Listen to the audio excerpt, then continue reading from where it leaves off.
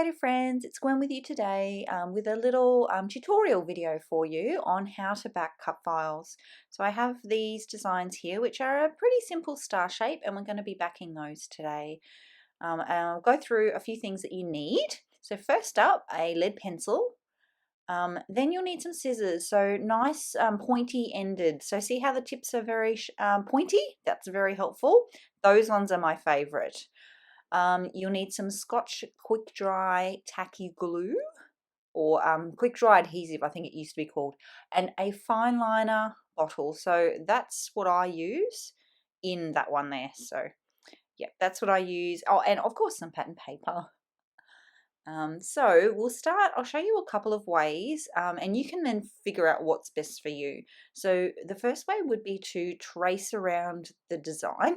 So you can do it on the front of the pattern paper like that, excuse me, but then you'll need to rub the pencil line out.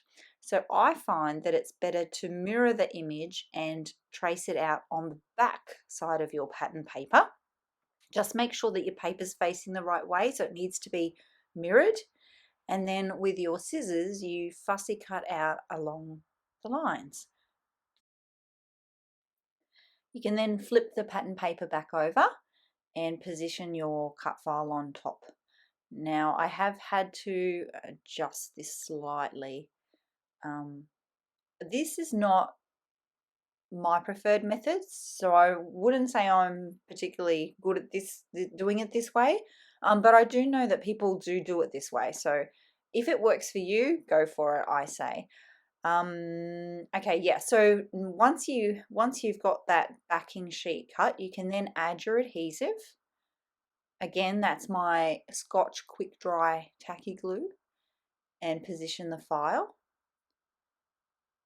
But you'll see, and this is why it's not my favorite way, you'll see that there are edges now that you have to go back and cut.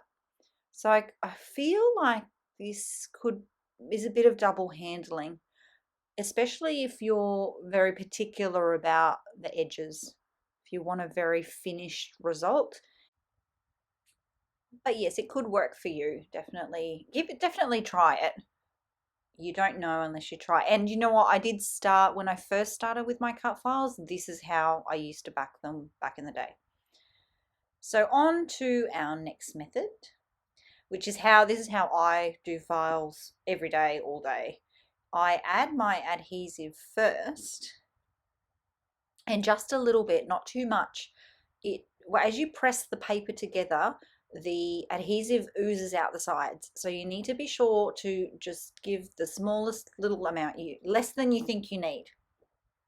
Then you can position it onto your pattern paper wherever you'd like. So if it was a colored background and you wanted more green to show, you could position it wherever you like, and it's stuck now. So then you can take your fussy cutting scissors and fussy cut around the edge, and be really particular, and be really particular and get a really nice clean edge. It's not going to go anywhere because it's stuck down, and you only have to cut once. If you're working on a really big piece of pattern paper, you might want to do like a rough outline first, just to make it easier for yourself, and then go in with the scissors so that it's a little bit easier to work with and move with. But as you get more practice, you don't have to do that. That was way faster, I think. So, and I'm all about speed, right? If you're doing a lot of this, it's good to find a technique that's fast but also gives a nice finish.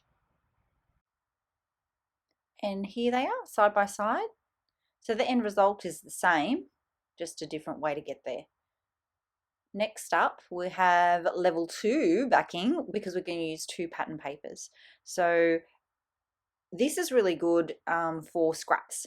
I save a lot of my little pieces like to the right there that you can see, and they're really good for these kind of designs.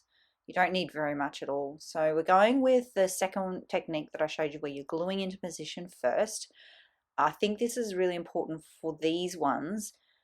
When you're working with such a small area, it would be very hard to trace an area like this. You can do it, but yeah, I just think it's easier. So I've positioned the first one, and now I'm just going to layer my file over the top of the second pattern paper. Oh yes, that's what I did. So this is where I said you can just do like a little rough cut, and then that just makes it so much easier to work with that smaller piece. Position it over, and now you'll see I'm not going to fussy cut perfectly around the whole thing here. I'm actually only going to be fussy about the edge that you're going to be able to see. So when I flip it over in a moment, you're going to see that the back is quite messy and layered and overlapping, but the front is perfect.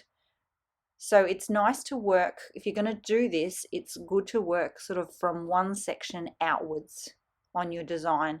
So from the center and then outwards, and then you don't, it's less cuts, because any that's not showing, see how there's that yellow above the blue there? None of that behind there's showing. So you don't need to be fussy about that. See, yeah, I was trying to show you as best I could. You don't need to be fussy about that. And see, the back's quite messy there. But the front looks beautiful. And there we go. So there's my 3 ways to back a cut file.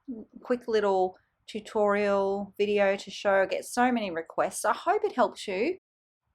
If you have any questions at all, pop them in the comments and I'll do my best to answer them for you. And I'll also write some more specific descriptions for the scissors and the glue and everything that you need. So you can check that all out below. Thanks for popping by.